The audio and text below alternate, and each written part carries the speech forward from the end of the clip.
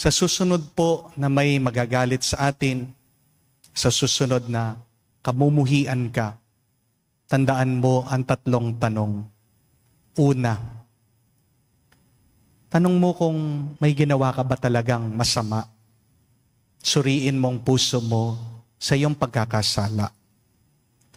Pero pangalawa, tanungin mo ano naman yung ginagawa mong tama. Kasi kung mabuti naman ang iyong ginagawa, baka galit lang sila dahil nasasapawan sila.